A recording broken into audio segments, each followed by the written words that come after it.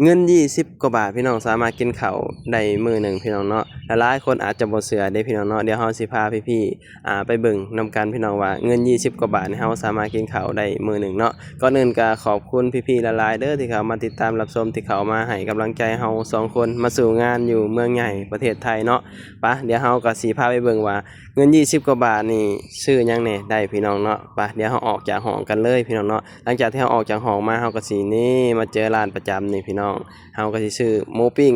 งนี่พี่น้องไม้หนึ่ง7 บาทบ่น่าเชื่อว่ามีหมูปิ้งไม้ละ7 บาทพี่น้องแล้วเฮาก็สิซื้อข้าวเหนียวอีก2ห่อพี่น้องรวมๆแล้วก็ประมาณ24 บาทพี่น้องเนาะถ้าคนเดียวนี่20 บาทนี่เอาอยู่พี่น้องสำหรับมื้อหนึ่งว่าสินะสำหรับคาบหนึ่งเนาะประมาณนี้พี่น้องหลังจากที่เฮาซื้อมาแล้วเฮาก็สิมานั่งกินข้าว2คนนี้พี่น้องแค่นี้ก็อิ่มแล้วพี่น้องชีวิตในเมืองใหญ่สบายดีสวัสดีครับผมมื้อนี้เฮาก็กำลังสิออกไปซื้อกับข้าวก็คืออย่างที่ต้นคลิปเนาะก็ เฮาสิออกไปซื้อกับข้าวด้วยงบประมาณ20 กว่าบาทพี่น้องหรือว่า24 บาท25 บาทเนาะถ้าเกิดว่าคนเดียวนี่20 บาทนี่เอาอยู่พี่น้องสำหรับมื้อหนึ่งบัดซี้นะนี่แหละพี่น้องเมียก็กำลังนอนยังบ่ทันตื่นพี่น้องคือมื้อนี้เฮาก็สิออกไปข้างนอกแหละพี่น้องแต่ว่าเฮาจะออกไปซื้อกับข้าวก่อนเพื่อที่จะออกไปข้างนอกเพราะว่าเฮาสิไปรายงานตัว90 วันพี่น้องเนาะก็ถึงเวลา ไปรายงานตัว90 วันอีกแล้วพี่น้องเนาะแต่ว่าเฮาก็ก่อนออกไปข้างนอกเฮาก็สิไปซื้อกับข้าวก่อนพี่น้องนี่เงิน20 บาทพี่น้องแต่ละคนก็สิบ่คือกันเนาะบางคนกินกาแฟได้แก้วหนึ่งก็เบิดแล้วขนมได้ถุงหนึ่งก็เบิดแต่ซุมเฮา2 คนนี่คือเงิน20 กว่าบาทนี่สามารถกินข้าวได้มื้อหนึ่งได้พี่น้องปะออกกันเลยออกไปซื้อกับข้าวพี่น้องตอนนี้เฮาก็เดินทางออกไปซื้อกับข้าวแล้วพี่น้องประมาณนี้เนาะเงิน20 บาทพี่น้องสามารถ กินข้าวได้มื้อหนึ่งเนาะถ้าคือคนเดียวนี่ซื้อสบายๆเลยพี่น้องสำหรับมื้อหนึ่งหรือว่าคาบหนึ่งภาษาบ้านเฮาเนาะคาบหนึ่งเวลานั่นแหละพี่น้องเนาะแต่สำหรับแบบว่าหลายๆคนอาจจะแบบบ่พอเนาะอันนี้ก็แล้วแต่คนเด้อพี่น้องแต่สำหรับซุมเฮา2 คนกับเมียก็พยายามประหยัดกันให้ได้หลายที่สุดเนาะก็มีพี่ๆ FC หลายคนก็เป็นห่วงแบบว่าอย่าประหยัดหลายเด้ออิหยังประมาณนี้นะก็ขอบคุณเนาะขอบคุณหลายๆเด้อที่แบบเป็นห่วงที่แบบ ให้คำแนะนำการใช้ชีวิตในเมืองใหญ่และก็ขอบคุณที่เขามาติดตามรับชมคลิปและก็เบิ่งคลิปให้และก็เบิ่งโฆษณาให้เนาะขอบคุณหลายๆพี่น้องการเฮ็ด YouTube นี่ก็ถามว่าเราได้เงินบ่เราก็ได้อยู่แต่ว่าก็ได้น้อยพี่น้องเนาะถ้าเกิดว่าพี่ๆบ่เบิ่งโฆษณาให้ก็เงินก็สิบ่เข้าเลยแบบซี้นะก็พอได้ค่ากับข้าวกับน้ำพี่น้องเนาะเวลาแบบว่าเราวันหยุดเราแบบซี้เนาะเราก็ พอได้ค่ากับข้าวสินะก็ดีกว่าแบบว่าอยู่เฉยๆไปสินะพี่น้องก็มีพี่ๆคนไทยบอกว่าอ่อย่าหมิ่นเงินน้อยอย่าคอยวาสนาเฮาก็จำตลอดเด้อพี่น้องเนาะมันก็เป็นสิ่งสำคัญจริงๆเด้พี่น้องเนาะเพราะว่าเงินน้อยก็สร้างขอแต่ได้ไปสินะเพราะว่าเงินทุกบาททุกสตางค์มันมีค่าเด้พี่น้องเนาะเพราะว่าเฮาเองเฮาก็ดิ้นรนเข้ามาหาเงินอยู่เมืองไทยไปสินะ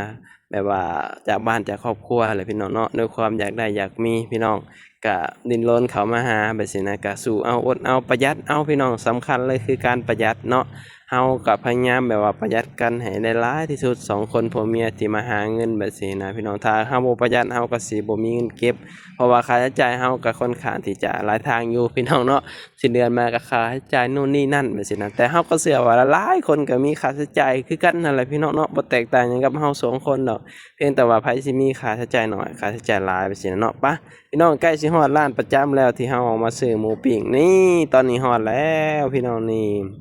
ร้านหมูปิ้งร้านนี้แซ่บได้พี่น้องไม้หนึ่งแค่7 บาทเองพี่น้องคนก็ซื้อหลายได้แต่ว่ามื้อนี้อาจจะเช้าแน่คนยังบ่ทันมาซื้อมื้อนะนี่ไม้หนึ่ง7 บาทพี่น้องเฮาสิซื้อ2ไม้แล้วก็ข้าวเหนียว2ห่อรวมแล้วก็ประมาณ20 กว่าบาท24 บาทพี่น้องนี่ได้มาแล้ว24 บาทพี่น้องตอนนี้เฮาก็ได้ข้าวเหนียวแล้วก็หมูปิ้งมาพี่น้อง รวมไปก็24 บาทพี่น้องถ้าคนเดียวนี่20 บาทนี่มื้อหนึ่งนี่สบายๆเลยพี่น้อง2 คนก็สิประมาณ24 บาทประมาณนี้พี่น้องแท้จริงแล้วเฮาก็กินประมาณนี้แหละพี่น้องเฮาบ่ได้กินหยังหลวงหลายไปซี้นะพี่น้องมันก็ช่วยเฮาแบบว่าประหยัดดีเด้เนาะอยู่เมืองไทยแบบว่ากับข้าวนี่มันก็บ่ได้แพงเลยพี่น้องขนาดหมูปิ้งไม้หนึ่ง7 บาทก็ยังมีนึกออกบ่แบบปกติแล้วมันก็10 กว่าบาทเนาะแต่ว่ายังมี7 บาทอยู่ได้พี่น้องแถวเฮานี่บ่ฮู้ว่าแถวอื่นเป็นบ่ผู้ใดแบบว่าเคยเจอในแบบหมูปิ้งไม้หนึ่ง7 บาทแถวใดมีแหน่พี่น้องคอมเมนต์มาบอกหน่อยเด้อแต่แถวนี้เฮานี่แถวลาดพร้าว71นี่ มีได้พี่น้องยังมีขายหมูปิ้งไม้หนึ่ง7 บาทอยู่นะก็ขอบคุณหลายๆนะที่มาขายแบบว่าให้กับคนที่แบบงบน้อยคือเฮาหรือว่าอยากประหยัดเงินประหยัดหยังแบบคือซุมเฮาแบบซี้นะพี่น้องไม้หนึ่ง7 บาทนี่ก็ถือว่าถึงแฮงได้พี่น้องกับข้าวแบบซี้นะมันหากินยากเด้พี่น้องในยุคสมัยนี้เฮาบ่น่าเชื่อว่ายังมีหมูปิ้งไม้หนึ่ง7 บาทตอนนี้เฮาก็ข้ามถนนมาเป็นที่เรียบร้อยพี่น้องเพื่อที่จะกลับห้องไปหากินข้าวกินน้ำพี่น้องก็ประมาณนี้แหละพี่น้องชีวิตในเมืองใหญ่ประเทศไทยพี่น้องเนาะถ้าบ่สู้ก็อยู่บ่ได้ในยุคสมัยนี้พี่น้องก็สู้ๆกันไปหากันไปเนาะก็เป็นกำลังใจให้หลายๆคนหลายๆคู่เหมือนกันกับซุมเฮา2 คนเนาะที่เขามาหาเงินอยู่เมืองไทยดิ้นรนเพื่อความอยู่รอดในยุคสมัยนี้เพื่อครอบครัวเพื่อลูกอะไรพี่น้องหลักๆเลยก็คือเพื่อลูกสาวแบบว่าตอนนี้กำลังกินกำลังแบบดื้อพี่น้องเอ้ยลูกสาวก็ได้เนาะก็ประมาณนี้แหละพี่น้องเนาะหลังจากที่เฮาได้กับข้าวแล้วเฮาก็สิมากินข้าวได้บัดนี้พี่น้องเมื่อกินข้าวกินน้ำแล้วก็สิได้ออกไปข้างนอกคืออย่างที่เฮาเว้าแหละกินข้าวแล้วก็สิออกไปรายงานตัว90 วันพี่น้องเนาะผู้ใดที่มีบัตร MOU ก็ต้องรายงานตัว90 วันแบบซี้นะทุกๆ90 วันแหละก็สิมีนัดอยู่ที่ Big C ลาดพร้าวพี่น้องเฮาก็สิได้ไป ทุกๆ90 วันหรือว่า3 เดือนนั่นแหละเพื่อที่จะไปรายงานตัวพี่น้องเพื่อที่จะแบบว่าบ่ถูกปรับเนาะถ้าผู้ใดแบบว่าบ่ไปตามแบบว่าเจ้าหน้าที่เพิ่นนัดเฮาก็สิโดนปรับมื้อหนึ่ง500 บาทผู้ใดพี่น้องเพราะฉะนั้นแล้วก็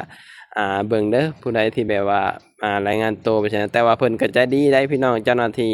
เพิ่นให้แบบว่าเกินไปประมาณอาทิตย์หนึ่งได้ว่าซี่นะรายงานตัวก่อนอาทิตย์หนึ่งได้ว่าซี่นะ คือแบบว่าเกินได้แล้วก็ขาดได้แบบซี้นะประมาณอาทิตย์หนึ่งถ้าเลยอาทิตย์หนึ่งไปแล้วก็ต้องโดนปรับพี่น้องเป็นธรรมดาเนาะเราก็ต้องปฏิบัติตามกฎระเบียบประเทศที่เราอยู่พี่น้องปฏิบัติตามกฎระเบียบที่แบบว่าอ่เจ้าหน้าที่เพิ่นกำหนดให้เราแบบซี้นะคือเรามาอยู่ไทยเราก็ต้องปฏิบัติตามกฎระเบียบประเทศไทยนี่พี่น้องประมาณนี้ข้าวเหนียวเรา2 ห่อ2ผัวเมียพี่น้องแล้วก็มีหมูปิ้ง2 ไม้ประมาณนี้แหละพี่น้องเราก็สิได้ ขึ้นไปกินข้าวกินน้ำแล้วก็สิได้ออกเดินทางออกไปรายงานตัวแหละพี่น้องเอ้ยชีวิตในเมืองใหญ่ก็สิประมาณนี้แหละแต่ละวันของเฮาเนาะก็พยายามประหยัดกันให้ได้หลายที่สุดอะไรพี่น้องเนาะเท่าที่เฮาจะประหยัดได้การประหยัดเฮาก็บ่ได้ประหยัดแต่กับข้าวได้ประหยัดอย่างอื่นนํพี่น้องอย่างเช่นเสื้อผ้าเฮาก็บ่ค่อยได้ซื้อเลยพี่น้องส่วนหลายก็มีแต่เสื้อแบบเก่าๆที่เฮาถ่ายคลิปวนไปเรื่อยๆไปสิเนาะไปบัดนี้ฮ้อนฮ้องแล้วพี่น้องขึ้นไปกินข้าวมาพี่ๆกินข้าวนำกันนี่อันนี้ได้หมูปิ้ง2 ไม้นี่ส่ำนี้เฮาก็อิ่มแล้ว2 คนผัวเมียพี่น้องเมียก็หากระตื่นมึงแหน่ตาตูบตาบวมอยู่พี่น้องนางหากระตื่นเฮาออกไปซื้อกับข้าวนี่ข้าวเหนียว5 บาทพี่น้องบ่น่าเชื่อว่ายังมีอยู่เนาะในยุคสมัยนี้นะอยู่เมืองไทยยังมีข้าวเหนียว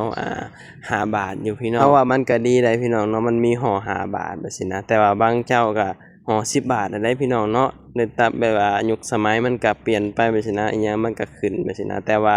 บางเจ้าเขาเจ้าก็ยังแบบว่าเอาห่อ5 บาทมาขายไปซี้นะก็เหมาะกับเฮาแบบว่าอยากกินน้อยๆหรือว่าเหมาะกับเฮาแบบประหยัดเงินแบบซี้นะพี่น้องเนาะสำหรับคนลาวหลายๆคนที่มาทำงานอยู่ประเทศไทยก็พยายามประหยัดเนาะพยายามแบบตัดสิ่งที่มันบ่จำเป็นพี่น้องเนาะแต่ว่ากับข้าวกับน้ำมันจำเป็นก็ซื้อกินแหน่ประหยัดแหน่พี่น้องเนาะสลับกันไปซี้นะแต่ว่าเสื้อผ้าเฮา2 คนบ่ได้จำเป็นกับซุมเฮา2 คนเนาะส่วนหลายเฮาก็เสื้อผ้าก็ซื้อแบบบางทีก็จนลืมจังซื้อไปซี้นะพี่น้องสังเกตเบิ่งคลิปเฮาก็สิเสื้อผ้าเก่าๆวนไปวนมาไปซี้เนาะคลิปนี้ก็บ่ยังหลายเฮาก็สิปิดคลิปเพียงเท่านี้เนาะก็ขอบคุณพี่ๆหลายเด้อที่เข้ามาติดตามรับชมที่เข้ามาเบิ่งคลิปให้เนาะเอาไว้พบกันคลิปหน้าสบายดีสวัสดีครับผม